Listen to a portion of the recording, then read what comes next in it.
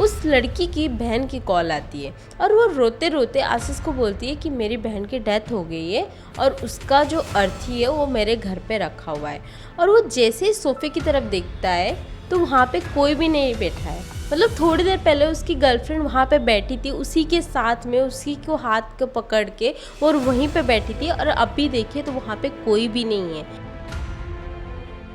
आशीष का एक 10 इयर्स का रिलेशनशिप था और वो दोनों कपल बहुत खुश रहते थे। अचानक से उसकी गर्लफ्रेंड की उसको फ़ोन आता है कि आशीष मैं आपसे मिलने आ रही हूँ अपने आपके रूम पे। तो आशीष उसको हाँ बोलता है और अपने घर पे बुला लेता है मिलने के लिए। और अक्सर वो मिलते थे अपने घर पे और उनका रिलेशनशिप सबको पता था। आशीष के घर वालों को भी पता था और उस लड़की के घर वालों को सबको पता था और उनका शादी फिक्स हुआ था। बट आज उसकी गर्लफ्रेंड की थोड़ा अलग कुछ आइज़ में था, ऐसा कुछ अजीब नज़रों से वो आशीष को देख रही थी। आशीष ये सारी चीज़ें नोटिस करता है और उसको पूछने लगता है कि क्या हुआ है आज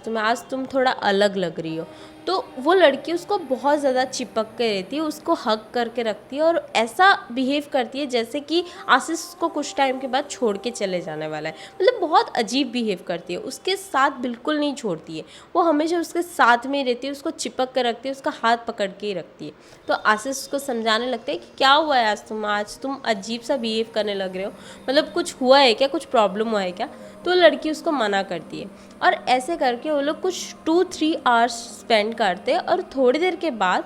उस लड़की की बहन की कॉल आती है और वो रोते रोते आशीष को बोलती है कि मेरी बहन की डेथ हो गई है और उसका जो अर्थी है वो मेरे घर पे रखा हुआ है और 3 घंटा हो गया उसके अर्थी रखा हुआ है और सब आपको कॉल करने की कोशिश कर रहे हैं बट आपका फ़ोन स्विच ऑफ आ रहा है और मेरे भी जो भी रिश्तेदार है सब लोग आ रहे हैं, अभी उसका बॉडी मतलब जो भी दाह संस्कार है वो करना है। तो ये बात सुन के आशीष के पैरों तले ज़मीन खिसक गई। मतलब वो समझ में नहीं आया कि ये कैसे पॉसिबल हो सकता है। 3 घंटे पहले उसकी गर्लफ्रेंड उसको फ़ोन की थी और उसके घर पे आके 3 घंटे से उसके साथ वो टाइम स्पेंड कर रहा है और आशीष को कुछ टाइम के लिए ऐसा लगता है कि शायद उसकी बहन जो है उसके साथ कोई भद्दा मजाक कर रहा होगा, मतलब कुछ प्रैंक कर रहे होंगे, ऐसा सोच के वो जैसे ही सोफे की तरफ देखता है तो वहाँ पे कोई भी नहीं बैठा है। मतलब थोड़ी देर पहले उसकी गर्लफ्रेंड वहाँ पे बैठी थी उसी के साथ में, उसी को हाथ को पकड़ के और वहीं पे बैठी थी, और अभी देखिए तो वहाँ पे कोई भी नहीं है।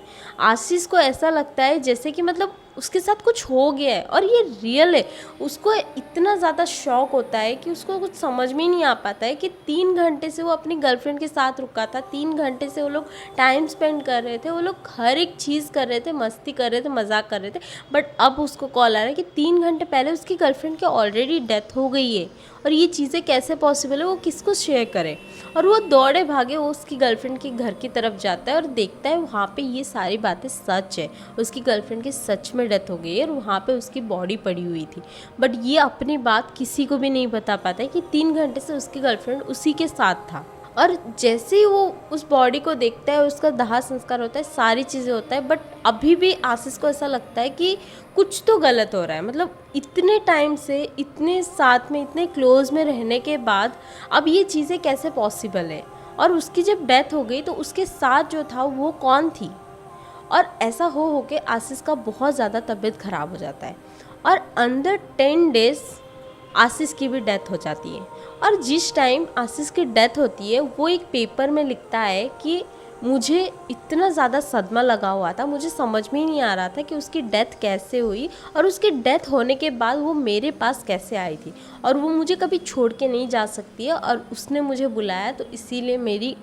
मुझे इस दुनिया में नहीं रहना है। उसने ये नोट छोड़ा और उसकी भी डेथ हो गई थी, और उसकी डेथ जो हुई थी वो भी बहुत अजीब तरीके से हुई थी। उसके घर वालों को जब ये खत मिला तो लोग को भी बहुत ज़्यादा शॉक हुआ कि ये चीज़ें कैसे हो सकती है। मतलब किसी के प्यार में हो आप और आपकी डेथ होने के बाद आप अपने पार्टनर को बुला सकते हो, मतलब ये चीज़ें पॉसिबल हो सकती है कि इस ज़माने में भी। बहुत ज़्यादा अजीब चीज़ है बट